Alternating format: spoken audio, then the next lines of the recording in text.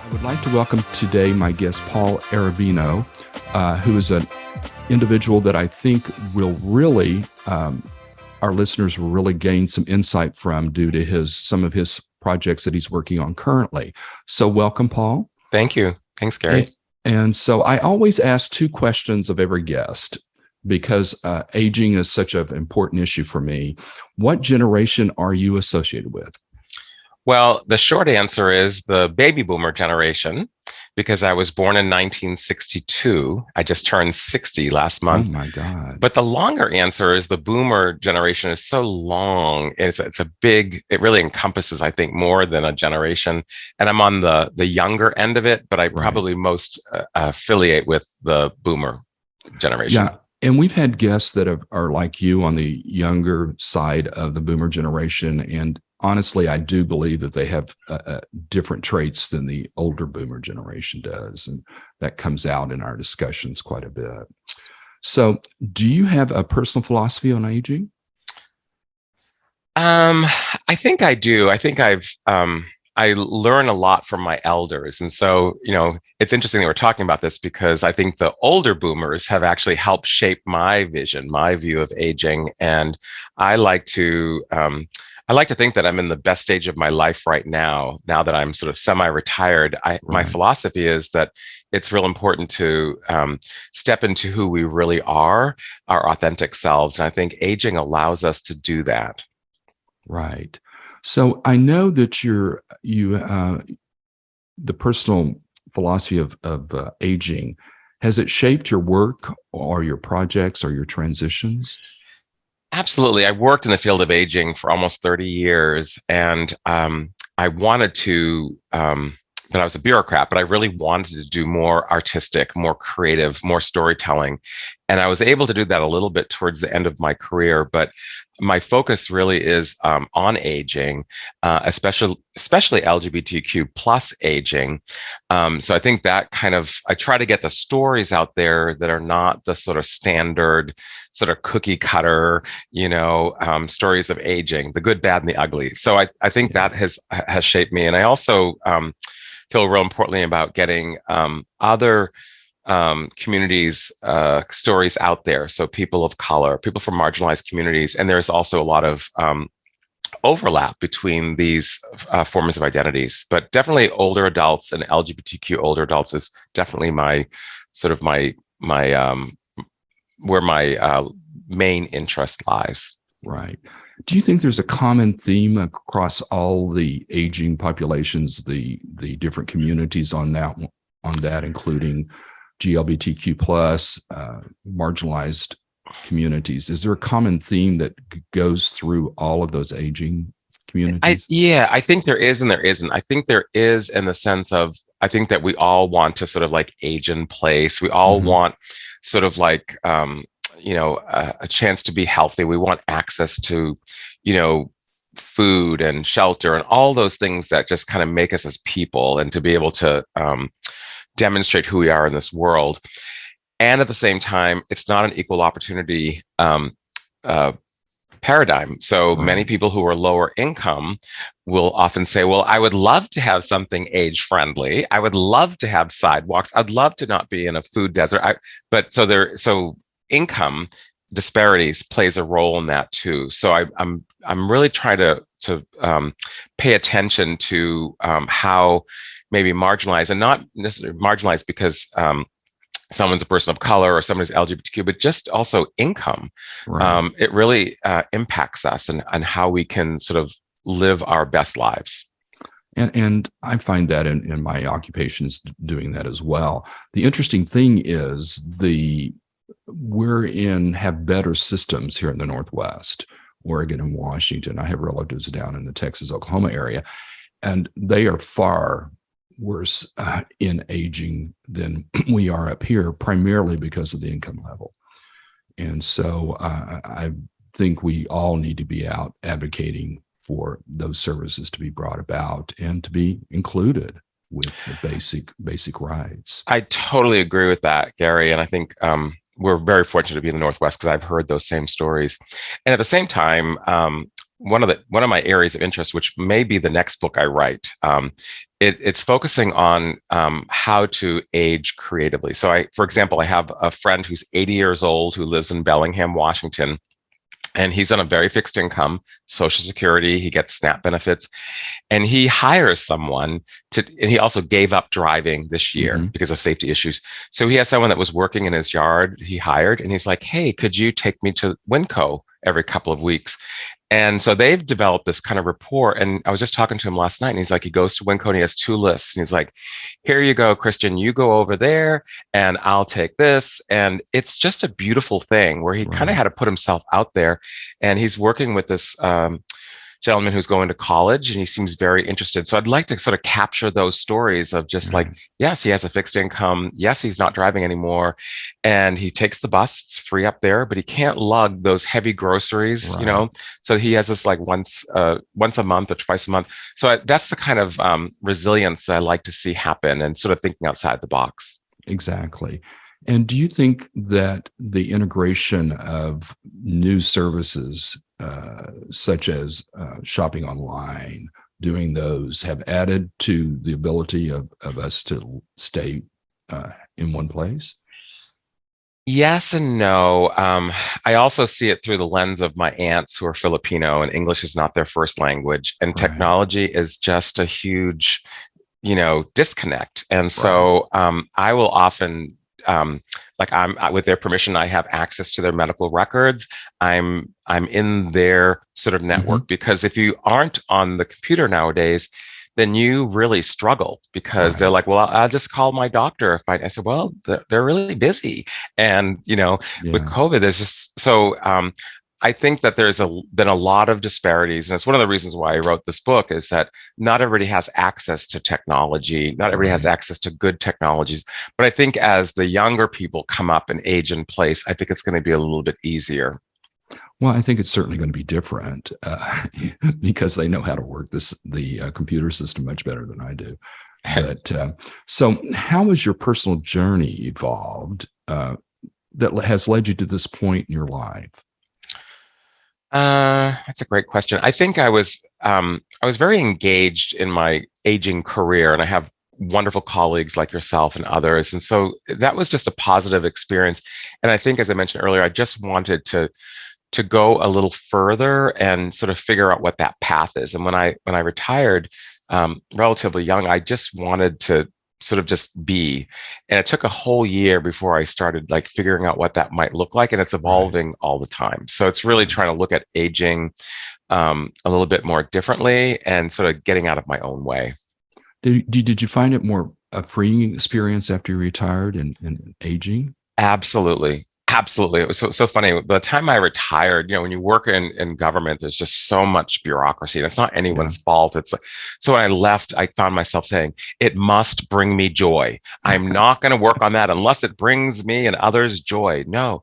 And so when I retired, people thought, oh, and again, shows you how ageism plays out in society. People are like, oh, you're retiring. You're too young to retire. You need to do this, and you need to be on this committee. And I'm like, no, I don't need to be on any committee. I'm no more committees. So it was definitely very freeing for me. Well, good. And you found joy in everything you've done since then? Yes. And then one of the problems with that, and I'll be talking about this at the Van Talk soon, is that one of the problems with me is many things bring me joy, Gary. Lots of things bring me joy. And one of the things I'm realizing during the pandemic is I have to be a little bit more selective about not over engaging, not over committing myself, because then that doesn't bring me joy when I have too many things scheduled. So I think I'm also coming to the point where I'm scaling back a little bit and being more intentional with my focus. Well, that's great. I have had to do that myself. I'm still working and doing that, but I think that it's a process to get to that point of realizing, you do need joy in your life, and some things you just don't need to do if it doesn't apply. So what do you think, would you say, contributed the most to where you find yourself today? I would say that it's probably developing the self-confidence, developing the sort of inner realization that I wanted to do something more impactful, both for myself and the community, and to just try new ways of connecting and engaging with community. Mm-hmm. And that brings me the greatest joy is I'll try it. And it's like, if it didn't work, it didn't work. Mm-hmm. But that's been very freeing for me to just sort of experiment stylistically with format, with the way people gather.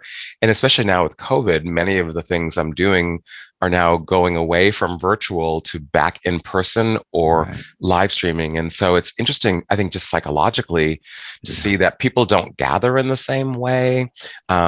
Things are just slowly shifting, and to be able to gauge that and pay attention to where people's comfort level is. And do you think you are very creative?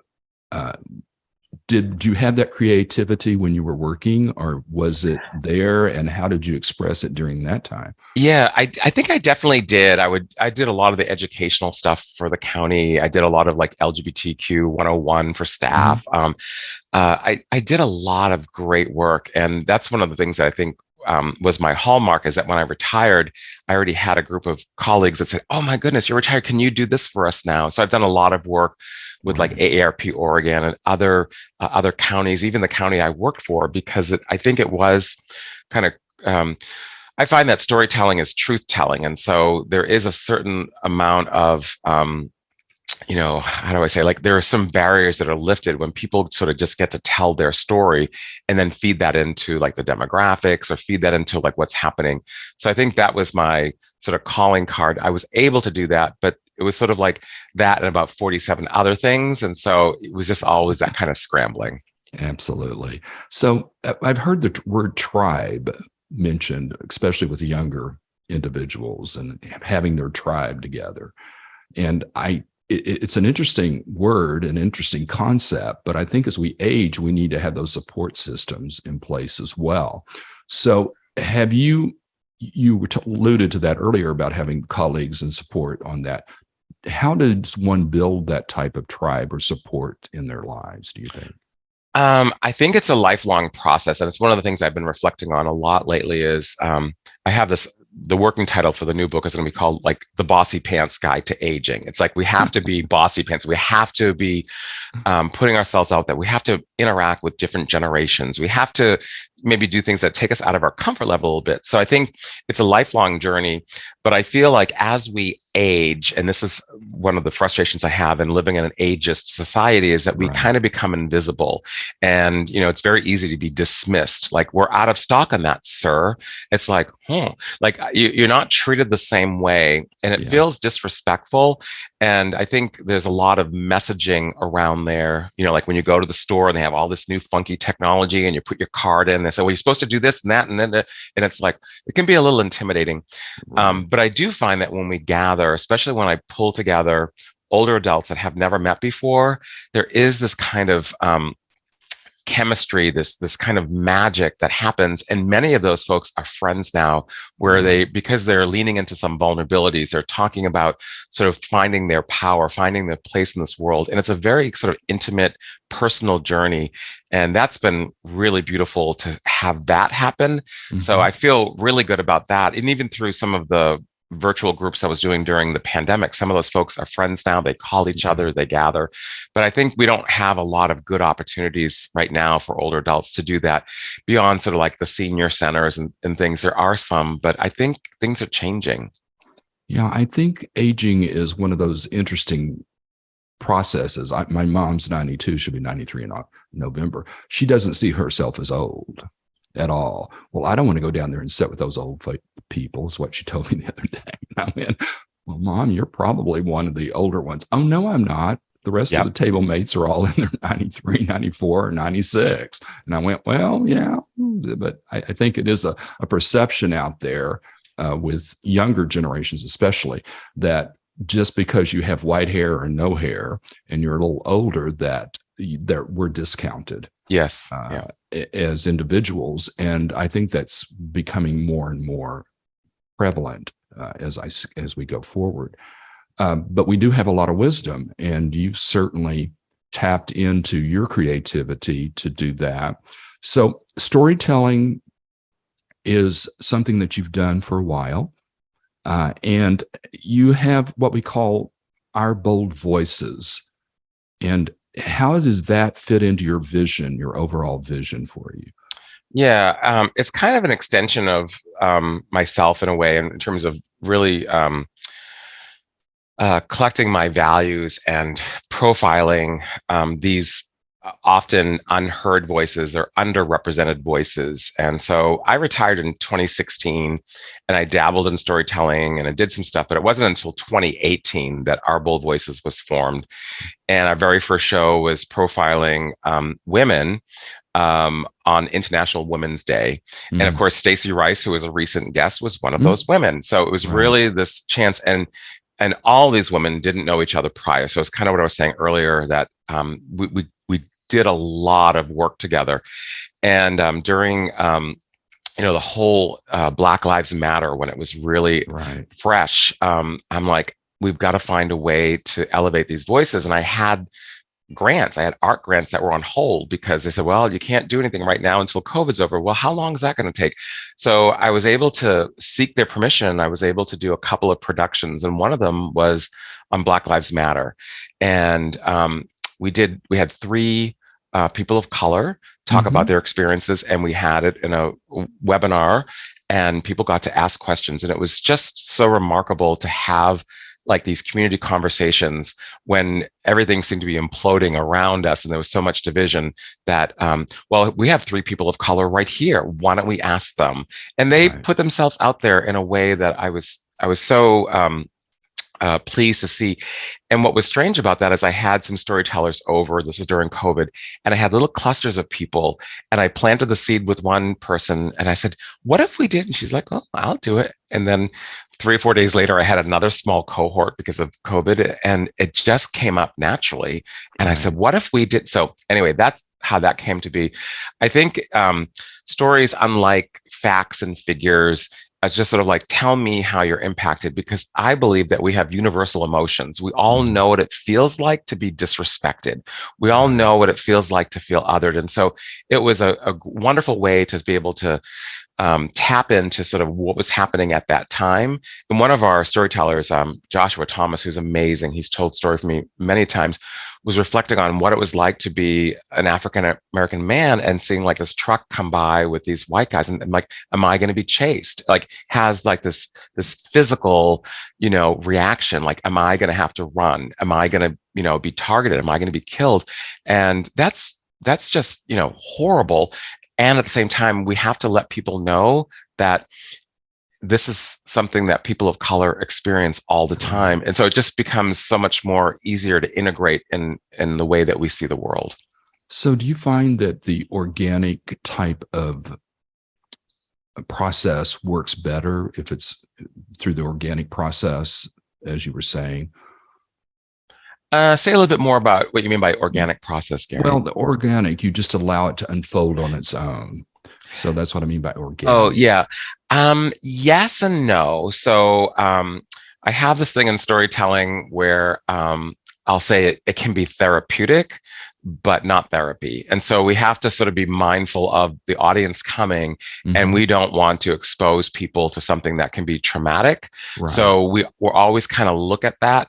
But yes, it is very organic, and then they learn from each other. And so what happens is someone tells a story, and then because it's in our head, and then you might say, I'm curious about when you mentioned ABC, like, what does that feel like for you? And then the person gets to reflect on that, like, oh, so we find that there's these little hidden things that we're not hiding intentionally, but through that organic process of telling our story, we get feedback. It's like, oh, do you think that's relevant? And the group will say, yeah, I think that would really help your story. And that's where the bonding comes in. And the other thing too is like, we only have so much time. Like when I do Van Talks in a few weeks, that's 15 minutes of like no notes. I'm a little intimidated by that because I usually do 6, 7, 8 minutes. I do more of like what the moth does. I might go a little bit longer. So 15 minutes is like, oh, like in some ways I could but that's not what I'm used to. So it's sort of Right. like getting out of our own comfort zone. Some people are really attached to the paper, and I'm like, you can't do that. Mhm. However, during I did a special one on the pandemic, and one person has long haul COVID, and Mhm. she says, I'm never going to be able. I said, well, we'll all use our paper. We'll all Mhm. read from it, so it doesn't make this person feel out of place. But to Right. answer your original question, it's definitely an organic process with some guidelines built in. Good. And I think through the storytelling, my indication is that the individuals that do the storytelling, it profoundly affects their lives. Is that what you're experiencing as well? Yes, it affects their lives, and especially like if we have Q&A afterward or just Hmm. informally, it's very impactful because I think it allows them to sort of share something that's deeply personal to a group of strangers, right? Right. That's kind of what happens. And so it takes a lot of bravery. Not everybody can do that. Sure. And it's not a lecture. Like some people think, oh, I can talk about the pandemic and I can, but then it's like, well, I want to hear like your situation with the pandemic Right. or you as an older like how is that, how did that manifest for you? But it's definitely very empowering. And many storytellers will come back and say, I want to do it again. Hmm. Let me know. And I'll say, well, I have a topic. It's around this. Are you interested? And Joshua, who I mentioned earlier, is absolutely amazing. He takes it very, very seriously. Sure. And then we sit down and we practice. I get to listen, get some feedback. But I think it's empowering for both the storyteller and the audience. Absolutely. And I think, especially under the Black Lives Matter movement, which was much needed in this country, still is, just having that person voice what they feel when a pickup of white guys drives by puts things in a different lens or light for me. And hopefully the audience would feel the same thing. Um, has the audience usually is ones that is very uh, acceptable of the talks and doing that one. Do you have groups where they're really just needing to understand or listen, or are they all pretty much in favor of the discussion? I guess would be what I'd say. It's a good question. I think people come generally are, I would say, lifelong learners and they want to Right. learn. And I actually just did this presentation uh, for the aging colleagues, and I was talking about LGBTQ folks and what some of our historical oppression is. Right. And one woman came up at the end and she said, I'm just so grateful because I think I've been doing it wrong all these years. I thought I was trying to be helpful, but I realized, and she gave me a few examples and she's like, oh my goodness. And language changes so much. Absolutely. So my experience has been extremely positive, and there have been times where there have been some microaggressions, not intentionally from the audience, but asking a question. And so especially if I'm going to do something like in a public space, in a Hmm. library where everyone is welcome, I always have a chat right before we go on. I'll just say, if someone says something inappropriate, offensive, transphobic, homophobic, racist, whatever it is, that's on me because I Hmm. don't want you to feel like you have to, because that Right. just causes so much panic. And it's happened a couple of times. And I think both times it was not intentional. And Sure. actually, Sure. once it was in Vancouver, we're at actually Camas at a library, and in the story, I mean, the question came from like with all these trans people that are being abducted and murdered, and it was just like, oh my god, don't do this. Aren't you afraid that you're going to get murdered? Something like, I'm just being Yeah. facetious, but that was Yeah. kind of the tone, and you could just see like everyone was sort of at the microphone, everyone Wow. went back like this, and the audience was like, and I just had to sort of in the moment say, we're not gonna answer that question, but let's get to the next. So you just have to move it along because that triggers a lot of things for people. Oh, And so absolutely. anyway, yeah, Yeah. So, do you do have younger audiences where they share these things? The Black Lives Matter. I'll use an example. sure, yeah. Younger Anglo individuals that really need to hear that. Do those individuals come to hear this type of Absolutely. I think the one that we did on the Black Lives Matter, it was primarily Caucasian people, white people okay. that came. And we also provided resources because one of the conversations we had was we don't want to have to like educate white people. Like there's a lot of information out there. There's work to do. So we had resources available that we sent to everyone that attended, because we referenced some books, and we didn't want to stop and say, well, what about? So we had books and resources and classes and all of that. But the questions were really profound in that people were asking, but what do you mean when you say such and such? Like I keep hearing this, and I'm drawing a blank on what it was, but what does that really mean? Tell me more about that. And so then people are able to sort of speak at their own level of comfort. When we say this, we're really talking about this, and this is how I feel about that. So yeah, it's just been really super impactful. Well, I think I just had an epiphany in that I don't think I realized that you do a whole production. So you do the thing with the resources out there, and really, so your goal is not only inform, but provide support to change individuals' thinkings and minds. Is that a correct assessment on my part? Yes. So when I first started, I had sponsors, and the sponsors helped they helped underfund the production. And then we would sell tickets, and then we would have a nonprofit that we would donate that was sort of connected to the topic that people were speaking of, and would give them like 5 or 6 minutes in the middle intermission to talk about their agency. And the nice thing about that is that it helped profile nonprofits that don't get a lot of recognition, that don't have a lot of awareness. And at the end, they were delighted, because some people would just write a check. They'd say, how do I volunteer? There was one agency that was working with women that were incarcerated, and they're like, how can we help financially? And they said, well, we have an Amazon, we have a list, so you don't have to come here and drop things off, but here are things that we always need for the families. And they're like, oh my goodness. So I think it just makes it more accessible, because like I often find, like if you're looking for help, like you're just like, oh, I need to raise money for such and such. It's like, well, what's the goal? What's the purpose? What can I contribute? And if you just break it down for people, like $5 will get us this, $10 will get us that. But that's been something that we are always kind of mindful of, like, how can we direct people to maybe nonprofits that could have a role in this without maybe the sort of like the big agencies that we know, but this agency is focused on this right here, boots on the ground. Right. And they can really use our support to do that one. We're going to shift gears a little bit, because you have a new book out. Yes. And it just was published, I think. And so it's called COVIDOLOGY, Sharing Life Lessons from Behind the Mask. Is that correct? It is, yes. Yeah. So what was the spark behind this anthology that you put together? Well, it was kind of random the way it happened, but during COVID, especially early on, I started volunteering because the senior centers were closed. I had COVID at the time, and everything in my life was falling apart. Everything that I had signed up to do disappeared, including this van talk that was scheduled. Everything in my life. And so I went into like this deep depression. I'm sick at home, I'm isolating, and I have nothing to look forward to, like nothing.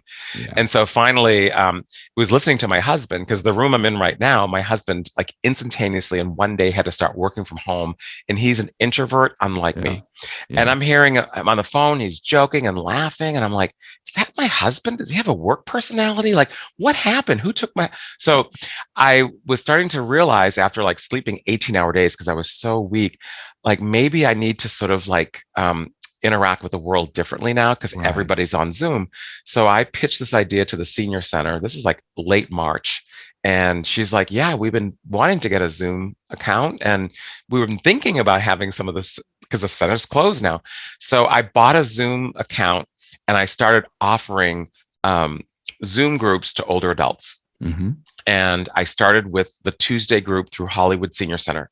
And when that filled up, like around 8-10 people, because you want to keep it small, I started a second group, and that was the Wednesday group, and they nicknamed themselves the Geezers, the Geezer group.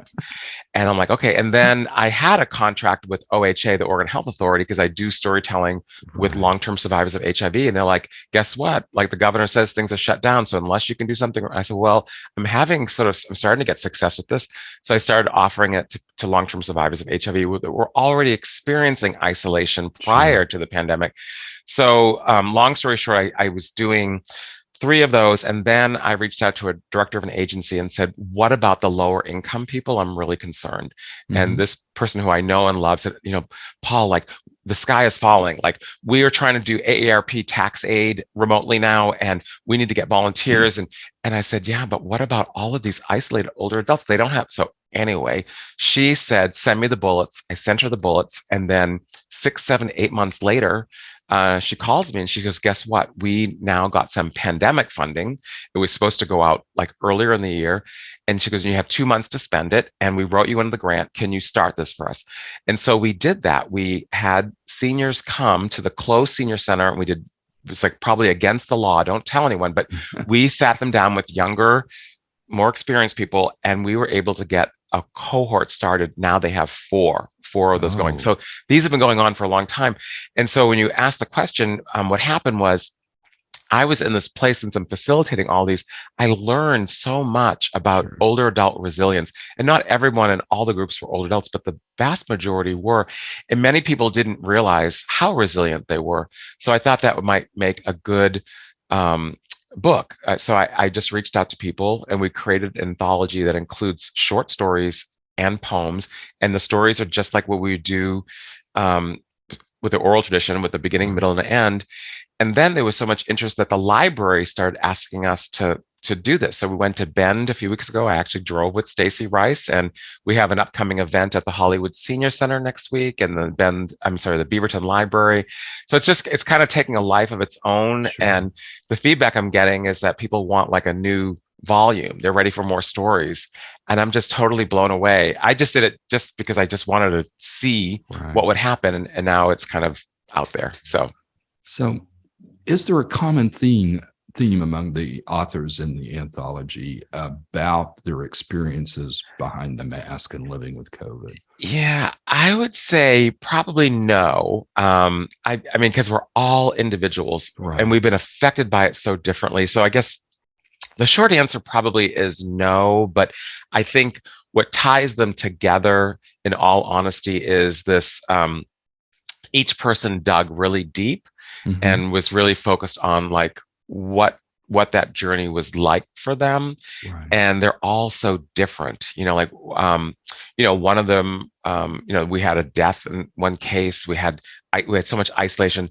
One person, had to place her husband in a memory care unit during the time when we're worried that you wouldn't see that person again.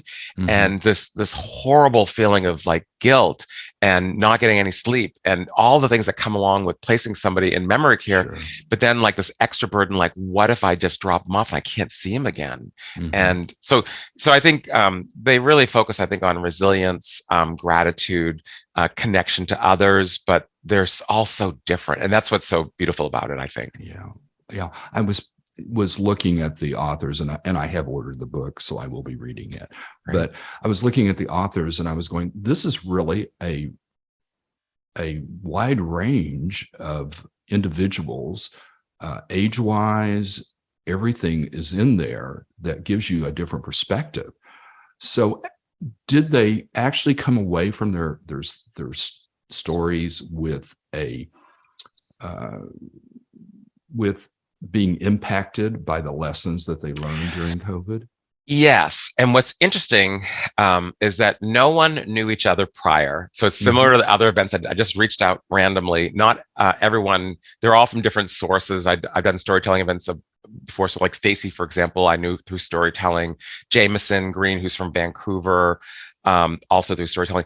So the vast majority didn't know each other. But what was really fascinating to me is that when we were in Bend, we all met for the first time. I mean, I knew all of them, but they didn't know each other. So we were sort of like bonding.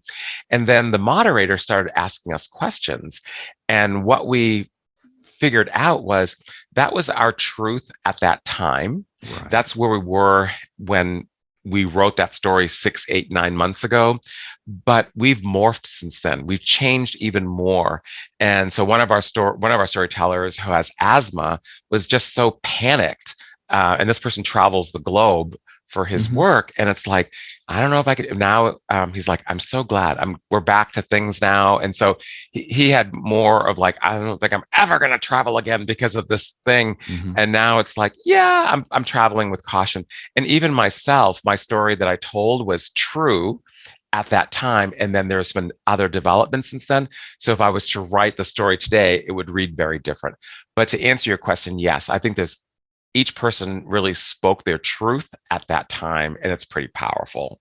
Well, that's great. And I think that these are individuals that had no previous experience in writing these type of chapters or doing that. Is that correct? That is correct. I mean, with the exception of Jameson, who is like a renowned expert on trans men's health. He's Right. written many, many, many things, but these are very clinical, dense medical stuff. So for him, what was interesting for him is he wanted to do something just the reverse. He just wanted to write this. So he has a lot of writing experience, but not with this, not with like telling a story. So that's what was a draw for him. But I think all of us were pretty much inexperienced writers. And we had two elders that live in Bellingham that will be coming down some of our events.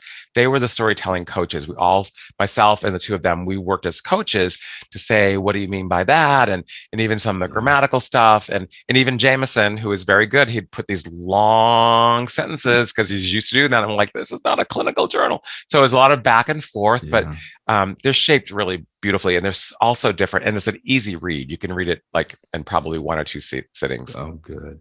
Now, I love the idea of having poetry and other things included in the book. How did the poetry affect the book? I mean, not affect the book, would affect me, because poetry is very personal. It's very personal, and truth be told, that wasn't my original plan. I thought they were going to be all short stories. However, when I did a storytelling event in Beaverton, I don't know, several months ago, I met a couple of storytellers who were performing with me, and one of them also writes poetry. So Cher Coleman is also a poet, and she says, "What if I write a piece of poetry?" And I'm like, "Okay." And then someone who wasn't in the audience but got the update, the video of it, she's a poet, and she's like, "I write poetry." So I'm like, "You're in." It's very personal. It's very different, and you don't. As an editor, I don't edit it the same way. I mean, I'm just like that. That's profound. That's beautiful. I think it adds a little levity to the stories, and we try to mix those in throughout it. So it's not like story, then like the poetry at the end or the beginning.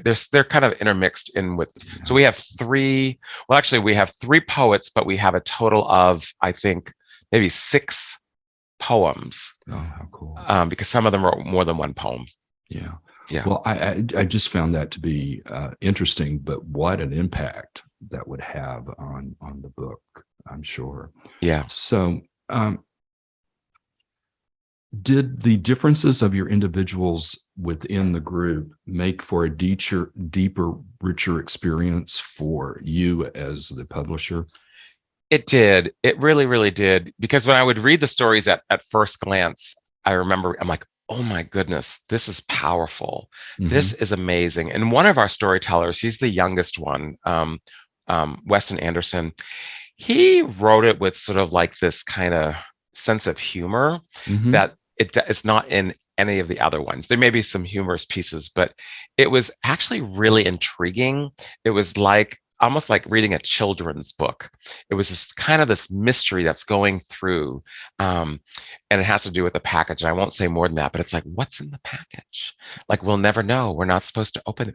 Ooh, and it's like, and then finally at the very end, you come to this like, okay, is he going to open it? And then what's in it? And that was just so he actually. Rather than when we did the event in Bend, rather than reading it, he actually just performed it. He just performed the story, and it's just captivating. So I'm just so glad to have that in there. And the person who, interestingly enough, the very last person I got in there, it was an email. The one I mentioned earlier, she was placing her husband. She sent an email to like everybody that she knows, because most people didn't know, just her inner circle. I didn't know she was placing her husband. And I reached out to her and we talked for like an hour and a half on the phone because aging is my background. I'm like, Mary, are you okay? And I said, I know this is like not a good time for you, but I'm writing this anthology and I would love to have this in there. And I said, I know you have no time. What if we just use this story? And she's like, well, I'm working on a second one right now. So what we did is we just used her emails as a story, like a modern day story. And it was so profound because she was not writing it she was writing it for her friends to explain the magnitude of what had happened with her husband and how to, just do this during COVID. It was just incredible. And so I'm glad that she said, yes, include it. So absolutely. Well, what a gift, actually. Absolutely. Yes. Yeah. For us to be able to see that, because to be honest with you, I don't remember there's books out there, but I haven't really met somebody that's really experienced that. And especially in COVID makes it extremely difficult to do that. And then you've got all the rest of the things, as you alluded to earlier, the guilt, not knowing whether you'll be able to see the person or not and how that would interact. So yeah, what a gift on that one. So how Our Bold Voices has been out for a while. You've been doing that for a while. Yeah. How has that impacted the community, do you think? Yeah, that's a great question. I think we impact community like one person at a time. I think the stories just resonate with people and we leave that on our website, and people sometimes will be searching something. All of a sudden I'll get a comment. We have our own YouTube channel. So I think it's hard to say. Definitely in the moment, like when you're doing a live show, there's a kind of energy that is, I can't even explain it. Now that we're getting back to it, I'm starting to feel that again, because I kind of got like used to Zoom like this, but it never actually felt, I don't know. I don't feel as natural because especially if you're doing a webinar, you see the names and you say like, oh, okay, but I can't see them. When you're in a live audience, it's just amazing. And then when you have the interaction with the audience, they'll come up afterward and they'll just say, oh my goodness. I told a story one time about a suicide of someone a young gay man who committed suicide a few days after Matthew Shepard was murdered. And it was a really hard story for me to tell. And I never tell really, really deep stories like that. I'll say impactful stories, but this one I had to dig super, super deep. And I was surprised because like during the intermission, people came up to me and they felt the need to tell me where they were, what their lives are like when Matthew Shepard was murdered. Similar like when President Kennedy was assassinated, like people, I was experiencing this and I was living here and my roommates and I, so it allows people to sort of like think and feel. And they say that storytelling affects the head, the heart, and the hands. And the hands part is there's a call for action. Okay. There's a call there. It's this intrinsic call to be able to share your story with somebody else, or to connect with somebody, or to say, hey, Gary, I was at this presentation tonight. I think that you would have been moved by the story because this person said dot, dot, dot, dot, dot, and you're from Texas. And I was thinking, so it's just, you just never know. And Stacy, for example, when she did her story, she had a lot of people come up to her. And then it was like a few weeks later, she was shopping in New Seasons and just minding her own business. And the produce guy was there and he goes, oh my goodness, are you Stacy Rice? And she's like, yes. And he said, I loved your story. And she's been a customer there for years, but now he knows her story. And he's like, that was just beautiful. Thank you for taking that. And she's like, oh, thank you. And she looks down at his Otto, thanks, Otto. Like, thank you. Like, it just connects us in ways that it's hard to explain. Yeah, absolutely. And when you talk about the Bend experience over there, that was actually the first time you said that the authors had gotten together. Yes. And this was actually to a book signing. Was that correct? Yeah. So, so there was 6 of us who went, including myself. And everyone, there's going to be not all of them because we're just not going to have enough time. So 6 people volunteered, said, I'll go to Bend for the weekend. Yay. And so what we did is we did that remotely through Zoom. And we had, I'll take that back. We had capacity to have a small number of people in there. Mhm. And I don't think it was so much a book signing as it was just to be able to connect with the writers. Right. And those are smaller gatherings. The two that we're doing now with Hollywood Senior Center and with Beaverton, I have funding. So I have funding from the Beaverton Mhm. arts community. So we're going to give away free copies to people who come to Oh, Bend. We're going to have a reception for the authors following. So same thing with Hollywood Senior Center. We're going to be selling the books there, and part of the proceeds will benefit the senior center. So I think those will probably serve probably more as like a book signing or traditional book mhm. event. The Bend one, we planned it pretty quickly, but they really wanted to have it on their YouTube, which is where it's Right. living there now. Yeah, Well, congratulations. thank you. And have you set the dates for the Beaverton and the Yeah, Hollywood? the Hollywood Senior Center one is October 21st. Uh-huh. And the Beaverton one is the very next day, October 22nd. And two of our authors are coming up from LA, believe it or Uh-huh. not. And we have our two story coaches coming down from Bellingham. So I'm using Oh, part of that wow. funding to bring them to Portland. So, and again, the six storytellers have met so far, but not all of them are going to all Right. events. So most people will still not know each other except through reading the stories Right. that they've had access to. Well, congratulations on producing Thank our, you. I guess, for coming up with the idea and doing this and allowing these individuals to share their stories. That's wonderful. How can myself or others um, support the Bold Voice mission and your writing? Is there ways that we can Wow. do that? Wow, thank you. I would encourage people just to go to our website. It's ourboldvoices.com. Okay. And we actually have a bullet there for COVIDOLOgy. So Uh-huh. all the things related to the book are there, where to buy it, just like behind the scenes stuff.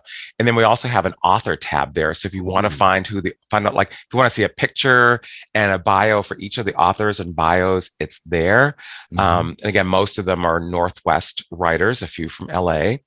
Um, and yeah, and it's been interesting. I just got this is all new to me, Gary. So I got 2 5-star reviews on Amazon, and I'm like, wow! I have no idea. Like maybe I should get hundreds, but each person really wrote to like how the book impacted them. Sure. And so for me, I'm really curious, especially for people I don't know.